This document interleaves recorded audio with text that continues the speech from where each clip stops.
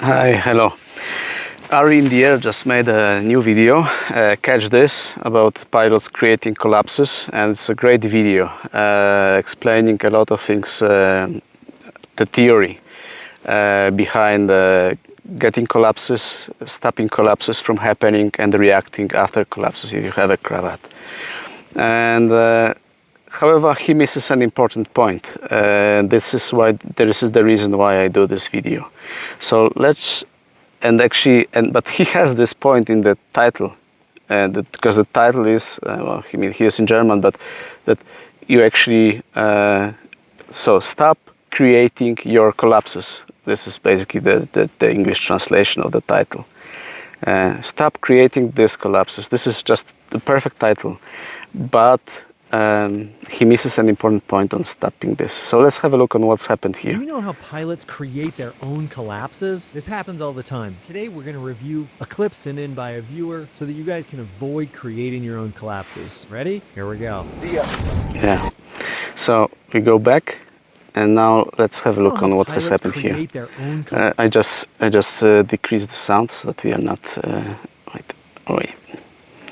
we are not distracted by this. And then up. So basically, so you've seen the wing is shooting forward, no brake, and then once forward it basically had collapsed. Then it collapsed wing stays behind, and then against opened and shoot forward, and against again it shooted forward pretty far to the front, which clearly indicates that this pilot was not braking enough to stop the wing from moving forward. And there are two reasons for this, basically. So one, that the braking action was not, let's say, not deep enough. And the second is that it was not quick enough, the braking action. And now let's have a look on those two elements. So the first is that it was not deep enough. So when you leave your paragliding class, typically you learn, or at least I learned, and people I know, you learn to fly keeping like a constant brake pressure. So you fly and you brake a little bit to keep the constant brake pressure. And this is the beginner's way of using brakes. And it does not work in dynamic situations like this, because in this type of situations you need to be able to understand the pendulum movement of the wing, and the wing and you have different position in the sky. Once the wing gets behind you, once it gets in front of you, and there's this movement, and this is. And what you do with the brakes has a little bit to do with the pressure, but it has more to do with where your wing is over your head. And this is what you learn on the SIV, basically, or acro training, but basically SIV training. You learn how to use the brakes according to where your wing is in the space, but also you learn how to use the full range of the brakes. So from really keeping the brakes up to the rollers, to braking down below your ass. And at the same time you learn how long can you brake those different positions so that you don't stall the wing.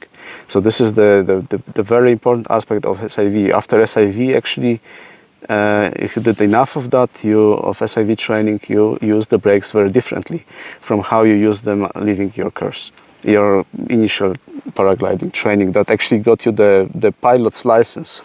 That's why I believe pilot's license is a joke, basically, because you're not really a pilot. You're a nice weather pilot, or not a thermal flyer pilot, so to say. If you just know how to brake according to the pressure that you feel on the brakes. So this is the one element, using the brakes in a full range. And the second is full range and according to where your canopy is, to understanding where your canopy is without looking at the canopy. This takes a lot of training, SIV training, but also a lot of airtime. And this is another element that I wanted to say, that the recency in the airtime is very important. So Ari, in his video, he mentioned that this pilot has 250 hours of airtime. But if he has 250 hours over 10 years, it could mean that he flies 25 hours per year, which is very little, and maybe not enough to be quick enough with his hands to be able to stop a dynamic wing like this high B wing from shooting forward. And yeah, so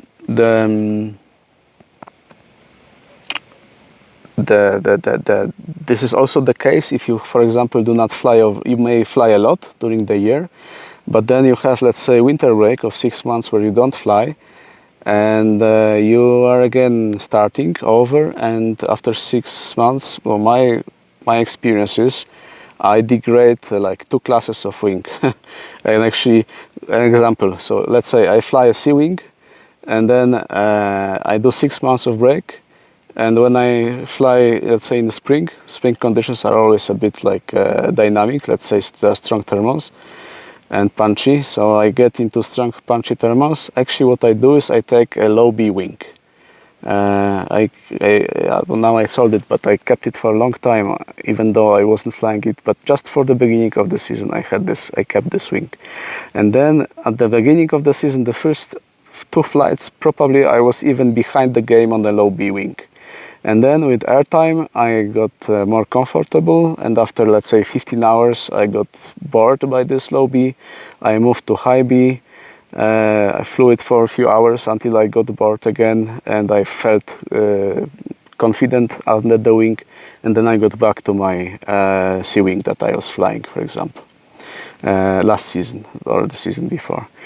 So this is this aspect of recency that the reactions to things like this, they are so quick that they are not conscious. So even though you watch the video of Ari in the air and you understand what he says, you won't be able to apply it in the real world, because in the real world, in this time you have here, you've seen how fast this is. There is no time to think. You either have the reaction in your muscle memory due to this SIV training plus current airtime, a lot of airtime, or you don't. And yeah, and if you don't, then you are behind. So summing up, what I want to say with this video is that whenever you see a wing that you fly in front of you, it means you are too slow for the swing. So it's time to, in my opinion, time to step back to a less dynamic wing, because if you see the wing in front of you, you risk collapse, and yeah, and basically this is you compromise your safety, because once you get a collapse, yeah, you may get a nasty cravat, and things may happen, bad things may happen, basically, as you've seen in many of those videos if you are not trained. Yeah, and even if you are trained and you get like a really nasty cravat, then yeah, then you are forced to try the rescue anyway. So, so this is this aspect of knowing when to, how to detect that the wing is too dynamic for you. And then my experience is when I tried to move forward and I got seen the wing in front of me, I stepped back. I did another 50 hours in short time, flying hours, and then I tried again and it was fine. So this is my experience. The big transitions from the wings I flew regarding the dynamics is, I mean, A doesn't move, so there's no low B doesn't move, so there is not so much. From my experience, there is not so much step between A and the low B. However, there's huge difference between low B and high B.